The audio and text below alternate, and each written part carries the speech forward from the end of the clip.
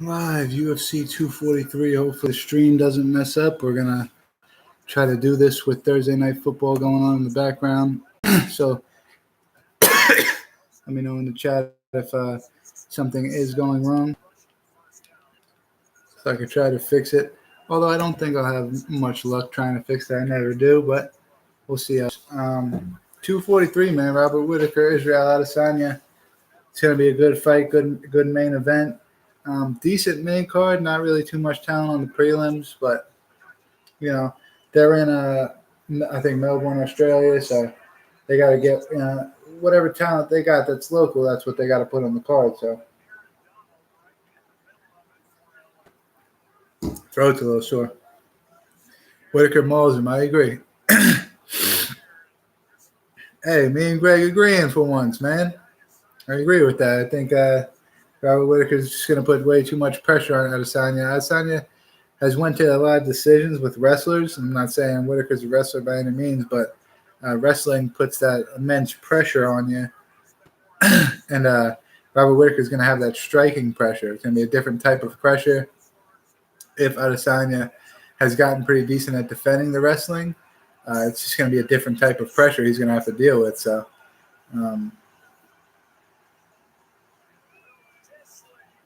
yeah, definitely. I mean, you gotta.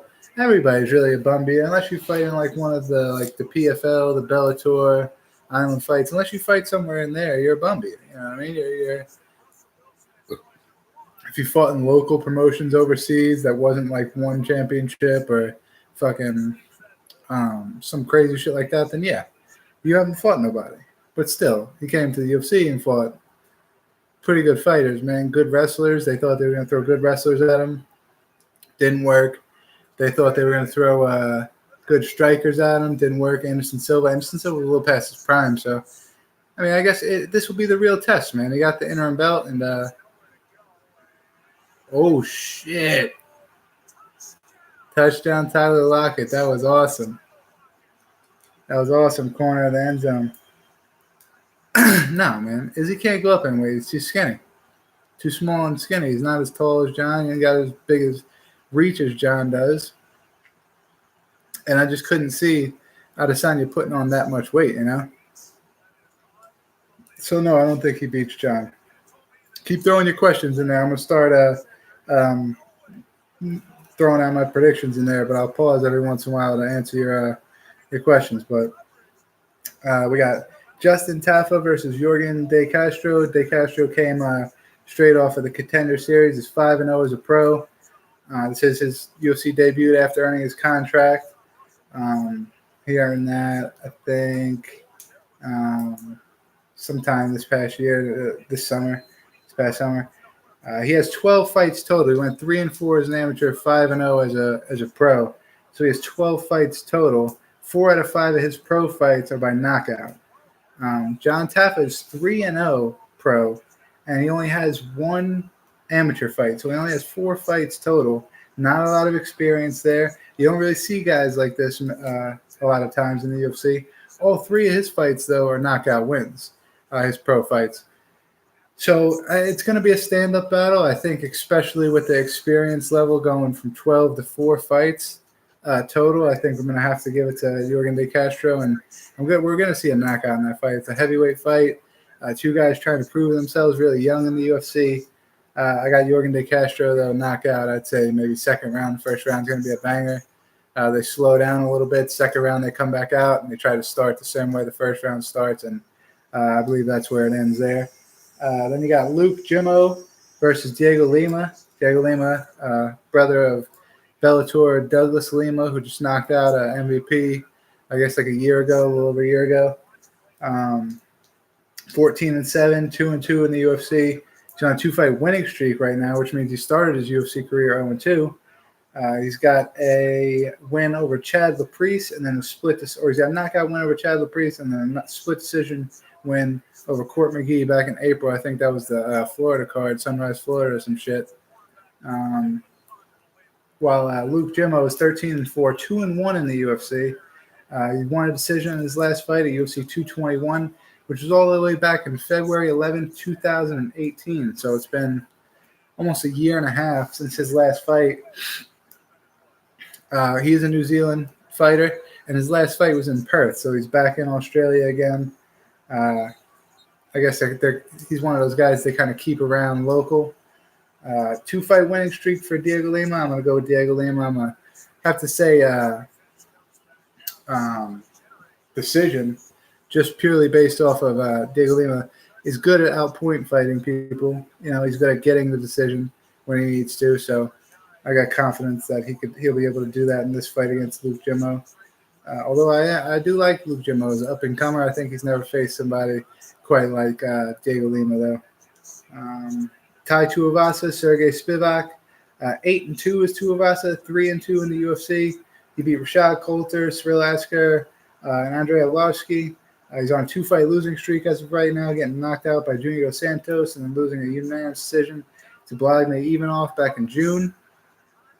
Oh, shit, they're going deep. Sergey Spivak is 9-1 as a pro, 0-1 in the UFC as he lost by knockout to Walt Harris back in May. He's got a 100% finish rate in all his wins. He's also beat MMA legend Travis Fulton, which I say is an MMA legend. A lot of people think he's an unknown because he's never really fought on the big show. If he did it, maybe it was once, twice. Then nobody really heard from him. But this guy's got like close to 200, 300 fights, pro fights in MMA in his career. So dude's a legend. Dude's got crazy amounts of experience, and Spivak's got a win over him. It's going to be hard, man, but I think this is Tuivasa, and I don't like Tuivasa at all, but I think this is going to be Tuivasa's way back into the win column, either a knockout early or a decision. He'd be able to put all his skills together, and he's only been really working on coming out hot and getting early knockouts in his couple of fights that he's had in the UFC. So it's going to be good to see if he's like slowed down a little bit, if he's trying to kind of just get the win, just point fight somebody, kind of like Diego Lima, or if he's just going to go in there and try to wreck him. Either way, I got Tai Tuivasa there. Alan Quinta, Dan Hooker is going to be a hell of a co-main event, sorry.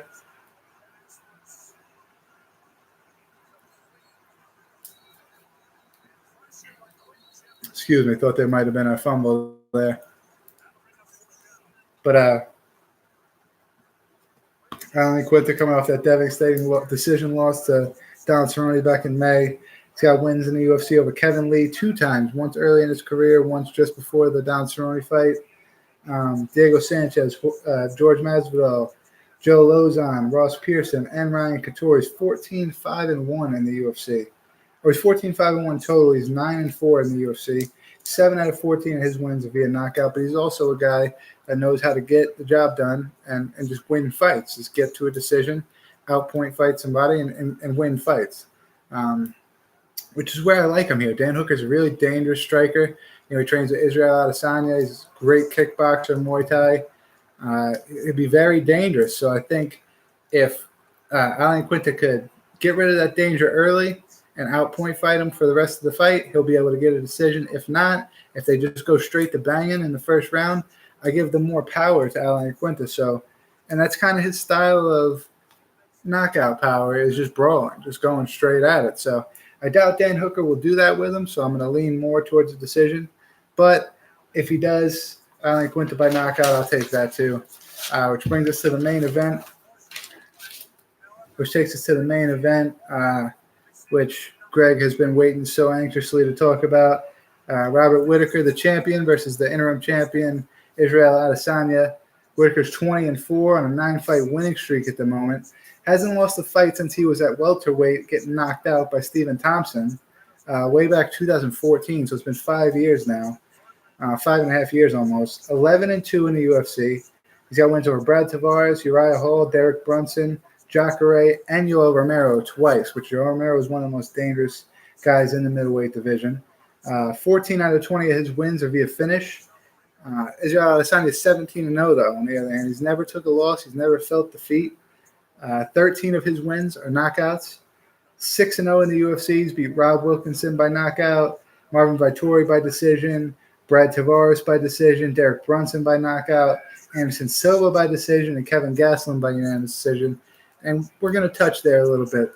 You got Rob Wilkinson, Marvin Vittori, Brad Tavares, Derek Brunson, all wrestlers. All wrestlers. They thought they were going to get him a loss just by giving him wrestler after wrestler after wrestler. He denied all that, knocked some of them out, went to a decision with some of them, just outpointed him. Then they gave him Anderson Silva. It was a little bit past his prime, but still a striker, a decent striker. He beat Silva. Then they give him Kevin Gastelum for the interim champion. And Kevin Gastelum's a dominant wrestler, but he's also got a lot of power in his hands. So we thought maybe he would use a little bit of power. Maybe he would go towards the wrestling if the power doesn't put him away. Did not do that at all. Tried to use his power the entire fight.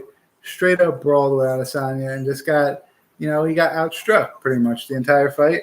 Although he was landing big shots, probably the most danger we've ever seen Israel Adesanya in. That's pretty much all we could say about his offense from the fight because it was mostly all Israel Adesanya. I went a little out of order and said in the beginning of the video that was my pick, Robert Whittaker. Decision, I could see that. Knockout, I could also see that. Kevin Gastelum was putting those power shots on him, but he didn't have that pressure like Robert Whittaker's going to have. Robert Whittaker's got the power along with pressure. He's going to put striking pressure on you for that full 25 minutes. He's not going to gas out. He's not going to go anywhere. And, that's where you see some people crumble, like in the Nate Diaz-Anthony Pettis fight. Just when you get into those later rounds, man, all that pressure is just way too much. It's way, way, way too much. Robert Whittaker, Bobby Knuckles. Also on the card, just Jake Matthews versus Rustem Akman, Megan Anderson versus Zahara Farah dos Santos, and then Nadia Kassim versus Ji Young Kim. Three decent fights on the undercard. Not really much going on down there. I know there's a couple of sleepers that are probably going to be good fights, but those are the biggest fights probably that are notable on the prelims there. So 3 notable prelims. I like every fight on the main card, to be completely honest. The John Tafa-Jorgen De Castro fight is the most underrated fight just because of the inexperience that both fighters have. But other than that, they're just all burners, man. Every single fight's a burner. I want to touch on Bellator 229 really quick. This Friday, tomorrow, Andre Koreshkov versus Lorenz Larkin. Saad Awad's going to be fighting. Kerry Melendez is on the card. Joe Schilling's fighting Tony Johnson on the card. Pretty good card. I would check that out tomorrow if you don't got anything to do. Just because, it's probably going to be one of the only MMA events on tomorrow. If you're a big MMA fan, you need to watch MMA every day of your life. Bellator would not be the worst thing to watch tomorrow. And apparently they're doing some crazy shit. Apparently it's like 2 prelim fights, like 3 to 5 main card fights, and like 7 post-lim fights, which is insane. I don't know why they would go so far as that, but I think it's to promote their app a little bit, but whatever. November 9th, they just made this announcement. Island Fight 61, Impact Kazanagi, who was shafted out of his UFC contract, will be fighting Andre Hall. I understand why they didn't give him the contract. He's 5-0. All of his fights, all of his pro fights coming in 2019. When you hear a guy that's 3-0 in the UFC, you're like, whoa, why can't a guy that's 5-0 be in the UFC? It's because that John Taffa dude's been fighting pro since he was been 3-4 years now. Impact Kazanagi's only fought 5 fights within 1 year, but he's only fought pro in 2019. So kind of understand, but I kind of don't, man. He was so impressive in that fight. Along with how impressive he was, he's got a undefeated record. Who doesn't like that? Dana loves undefeated records. And, he's just got like the Israel Adesanya, John Jones style of fighting that's very exciting to watch. So it's a little hard to see. Andre Hall is also a beast coming out of CES. Who's just looking for a fight. Somebody suggested Island Fights, and look where he ended up. I think anybody that's on the East Coast that wants a good fight, that they really can't find a fight CES or any of these places, you go to Island Fights and they'll find you a good fight. This is a good fight. If Andre Hall wins this fight, he puts the entire East Coast on notice, man. And Kazanagi's a beast. Look for that. I don't think we're doing anything this weekend. I'm going to go to Charlotte. We're going to watch my boy Dan Lamort at the evening Muse. He's He's doing his little comedy thing there. We're going to be fucking laughing our asses off. If you're in Charlotte, make sure to go down to the Evening News on Saturday, 7:30. Catch him and his friends do the comedy shit. You won't be disappointed. The dude's hilarious. It's just going to be a fun time. I would go out there if I was you guys, especially if you live in Charlotte. It's a great idea. What else? That's it, man. I'm just going to watch the rest of the game, man. I'm going to fucking kill the stream, watch the rest of the game. Nothing going on this weekend as far as streams. Probably stream tomorrow. Probably won't stream Saturday. The next card is going to be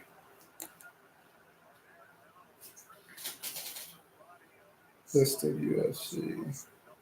The next card, I'm actually very excited for Tampa, Florida, October 12th. Joanna versus Michelle Waterson. That's not just it, though. Cub Swanson, Kron Gracie, which is interesting. Cub Swanson actually came out and said he tried to go to a couple different jiu-jitsu schools and was turned down because he's going to be fighting Gracie. So it's a little weird. Jiu-jitsu is normally all about respect and helping and doing this and that, and then they do that to Cub Swanson, but whatever. Brock Weaver, Thomas Gifford's going to be a good fight. Mackenzie Dern returns after giving birth. Luis Pena, Matt Favola, Eric Anders, Gerald Mirashart, James Vick, and Nico Price will headline the prelims.